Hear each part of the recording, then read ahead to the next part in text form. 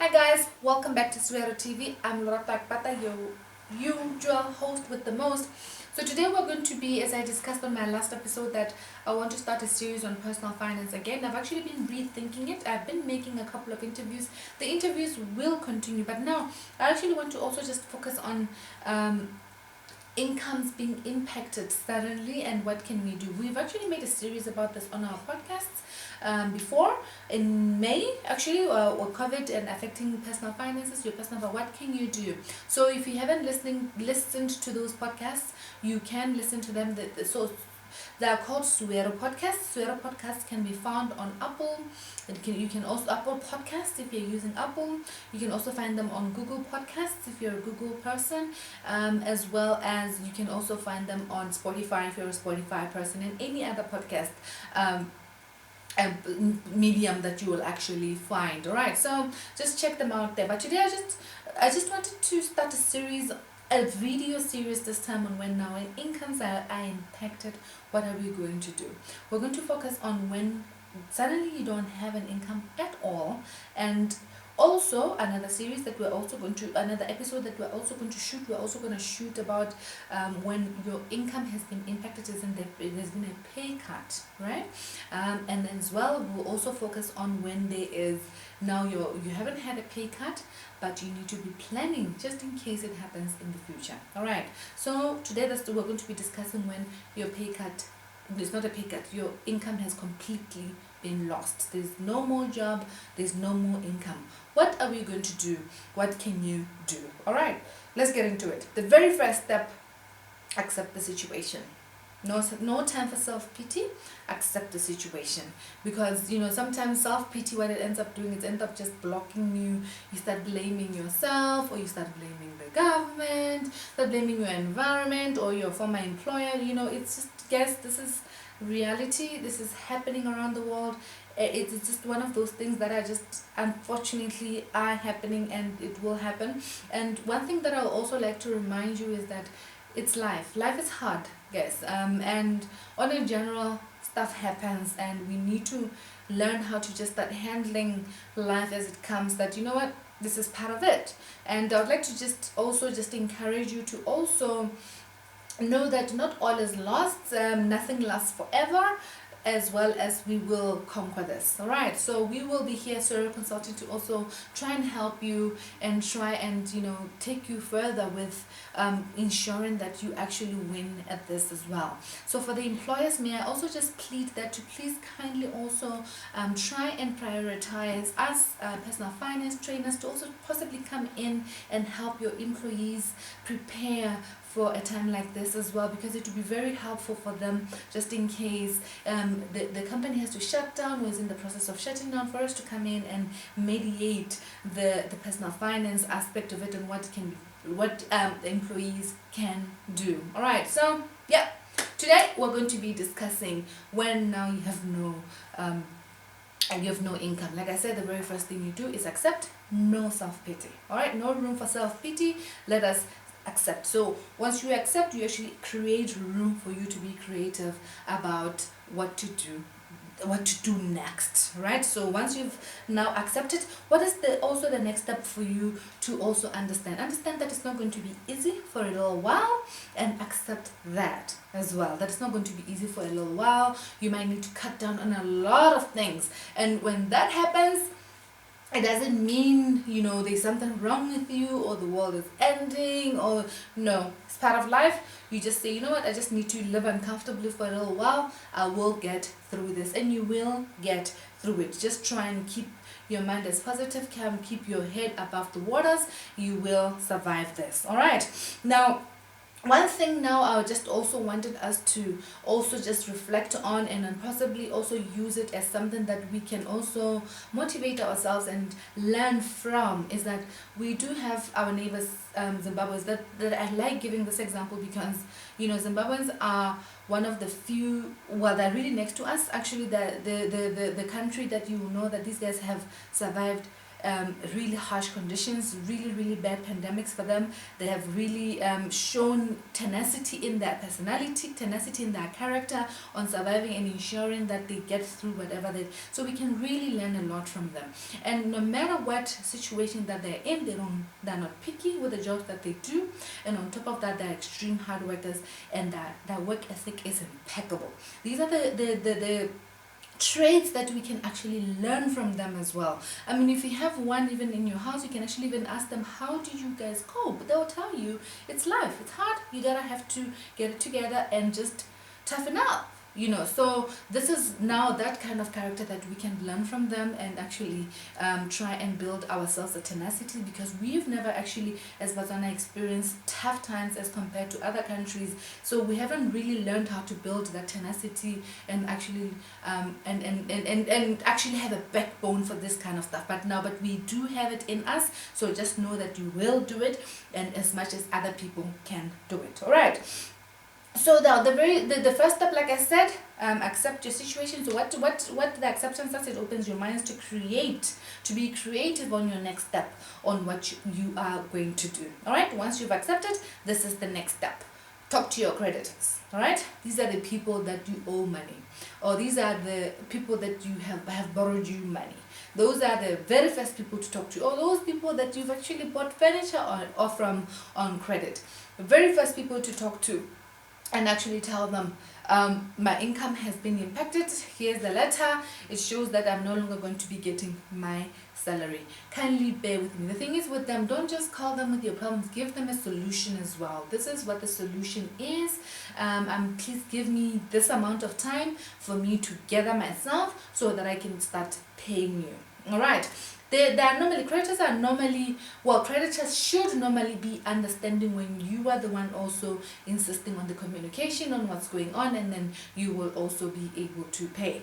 And then another thing is that once we have that good relationship with them, they should be understanding. What I would also like to plead from the creditors as well, please be as understanding as possible. It is a really tough time for everyone. Please understand, no one is coming up with an excuse not to pay you. It is not that. It is a tough time. Please try and be a lot more understanding when people try to explain to you what is happening, and try and help them come up with actually the solutions on what they can do, because you'll find that people are also approaching you with stresses in their minds. They don't know what they're going to do, or some are actually not communicating with you on what they're going to do. Kindly just call them and be kind to them. Please, let's try and be a lot kinder to each other right now, so that we can all be helped and all help each other to ensure that we beat what's going on right now. All right.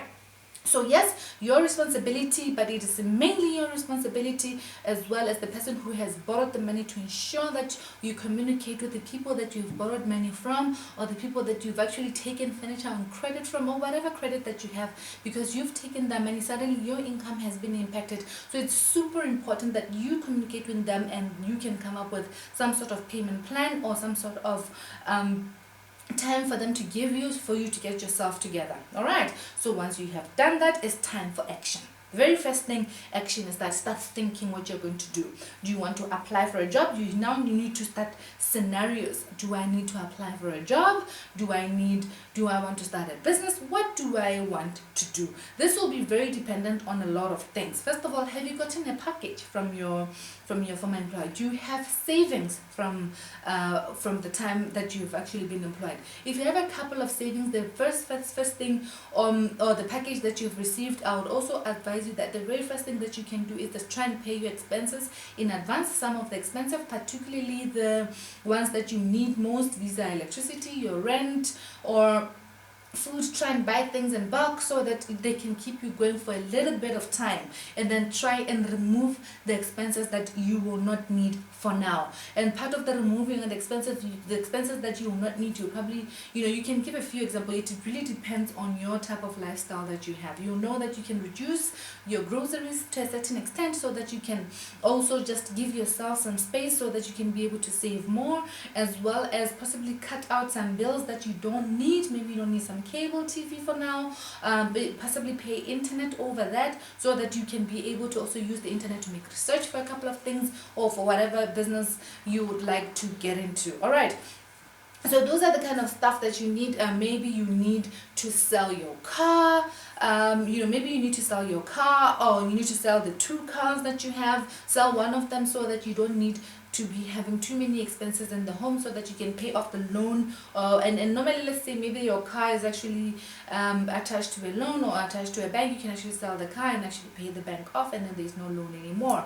Another way that you can also do is that if you're living in a mortgaged house, find out if you, before you move out, find out if you can actually lease it as well. Maybe you have an opportunity to lease it out, and then that rental can actually pay off the loan. And then where can you move to? You can possibly move in with your parents if it's possible. Or I'll give you an example of what you can do if you're paying, for instance, 10,000 pula for your mortgage, and you can actually rent out your house, 10,000 pula per month for your mortgage. You can actually rent out your house for maybe 15,000 pula a month, or maybe 12,000 pula a month. So then the mortgage can be paid off by that 10,000, and then you can be able to keep that extra 2,000.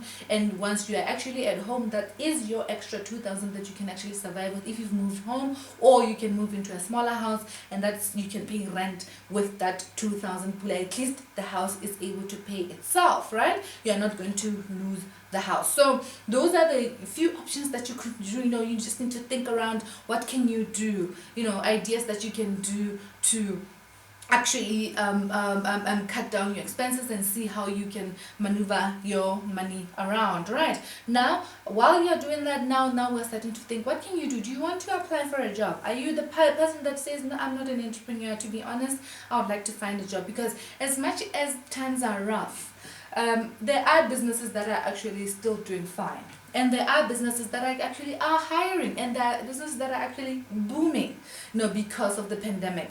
And so what happens in that instance then? That means there's opportunities for employment. So it's not like it's all lost, really. So you can actually start applying for jobs, start looking around and start applying for jobs while you're at it. Now, what else can you do? Now, if you want to start a business, it's super, super important that you really think deeply about it. Yeah, what kind of business will I start? I would really encourage, this is a very bad habit that we have in our country, and this is copying other people's businesses and business concepts. Guys, this is not sustainable, because the thing is, when somebody has started a business, they have actually it's actually that they know exactly how they are going to sustain it. They know the passion they're going to put it into sustain it. So when you copy the concept, it's going to be very hard for you to sustain that, because it's not yours, you see. So it's really important that you start now thinking about what can you do. I was actually listening to a podcast by Jay Shetty the other day about if you're stuck and you don't know what to do. It's super important to look inside yourself and say, what is my gift? How do you figure out your gift? Normally your gift is, what can you do, right, that nobody else can do? What is it? What can you do that nobody else can do? And I think they call it, what is your source? Yeah, what is your source? What can you offer that nobody else can do? And everybody has that. So this is something for you to think about. Go think about, what can you do that nobody else can do? I'll give you an example with myself, guys. Like, I'm a good communicator. I'm a communicator, and I'm good at talking. So as you can see, I'm right here doing that. My business is about communication and talking, and ensuring that I teach people certain skills that they can instill in themselves. And then another thing that I know that I'm good at is that I'm good at numbers. That's another thing. You see, then I ended up doing accounting, and to an extent that I'm able to teach it without necessarily getting all technical with it. That's how you will know you're good at something. So you teach it so easily, like it's nothing to you. That's how now you start knowing that this is your stuff. Yeah. So it takes a lot of self-awareness. It takes a lot of soul searching, and actually you need to just figure out, what can you do that nobody else can do? Everybody has it, and that will be your niche. And it's super important, because that will sustain you even through the hard times, because business is so hard that if you're just trying to sell everything, you're just trying to copy that idea there, or you're trying to do this, it's not going to be sustainable, because it's not you. All right, so that's another thing that I would advise. Although that I would like to touch on this as well, is that sometimes you would think, yes, this is me, but right now it might not be the right business to get into because there's no demand for it. Then you need to be creative. Like for example, right now as a business. Zero Consulting is also a training business, but training on what particularly? But the training that we do is actually personal finance. But is it right now, is it in demand for many businesses? Not necessarily, no. Many businesses right now are looking for strategy. They're looking for strategy to sustain them, not necessarily to train employees right now. It's not a priority. So what do I need to do to ensure that I survive the pandemic? I have to be creative on what else I can do. That is me as well. You see, the good part is that God has given us gifts. We can actually be multi-gifted, and you'll be able to say, you know what, I can sustain that, I can do that, and I can sustain. So this is where we are also at the stage of being creative on what else we can do to ensure that we make other streams of income. All right, it's super important that you understand that. So when you do start your business, when you do start your business, you know that I'm going to do this and I'm going to take it on for the long haul. I must mention that even when you are getting into business, please be prepared that it's not going to be easy. Entrepreneurship is one of the hardest journeys that you're going to be in. You will not make money tomorrow. It will be quite a long journey, very painful journey, but it's worth it in the long run if you just stick to it, right? So another thing that I advise is that please listen to podcasts that are advising about entrepreneurship. Listen to watch videos that are advising about entrepreneurship. Visit Mbekwaya is actually one of my favorite because he's very relatable, because he actually talks what we do, us as Africans, how do we think, and this is how entrepreneurship, how hard it is. So he's very relatable on that. So now start listening to those. What can I do? Listening to entrepreneurship podcasts or videos, it actually helps you, and also reading a lot about that also helps you in having an idea on what you're going to do. So try and reduce a lot of distractions, try and reduce being too much on social media on things that are not helpful for you. All right, be on social media, like right now you're on social media watching this video, this is helpful for you. Be on social media watching Visit Mbekwaya, that'll be helpful for you. But after a certain time, then get back to work and planning or what you want to do with your life, right? This is it. I just wanted to talk about how now when your income has been impacted, how creative can you be and how can you sustain yourself in the meantime. All right, I hope this was helpful. Our next episode, we will be touching on now your income has been cut, not necessarily altogether, you have not lost your job, but it has been reduced. So that's what we'll talk about next. All right, thank you and have a good day.